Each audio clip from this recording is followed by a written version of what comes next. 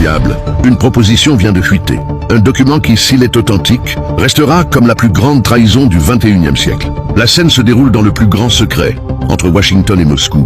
L'aigle américain, fatigué de la guerre, aurait mis sur la table un plan qui répond à toutes les exigences russes. Ce n'est plus un plan de paix, c'est un acte de reddition.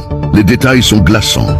Premièrement, l'Ukraine devrait céder définitivement tous les territoires contrôlés par la Russie. Le Donbass, la Crimée.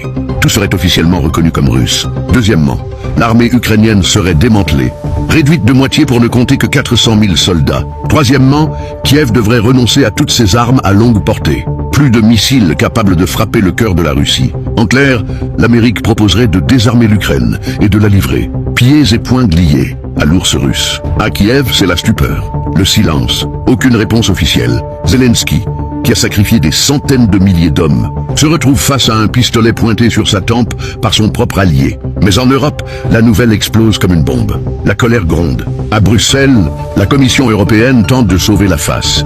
Pour qu'un plan fonctionne, les Européens doivent être impliqués.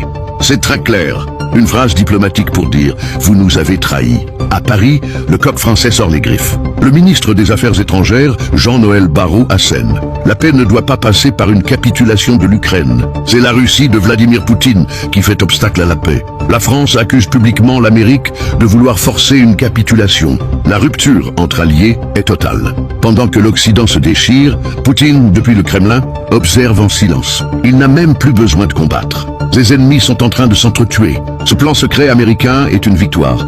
Plus grande que n'importe quelle conquête militaire, il a réussi à briser l'unité de l'OTAN. La situation est au point de rupture. L'Amérique, pour sauver la face, semble prête à sacrifier l'Ukraine. L'Europe, humiliée, refuse de suivre. Et l'Ukraine, prise en étau, retient son souffle.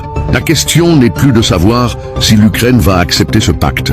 La question est, l'Alliance occidentale vient-elle de se suicider en direct? Pour comprendre les dessous de cette trahison qui pourrait redessiner l'Europe, rejoignez la communauté de ceux qui ne se contentent pas des titres. Abonnez-vous et activez la cloche.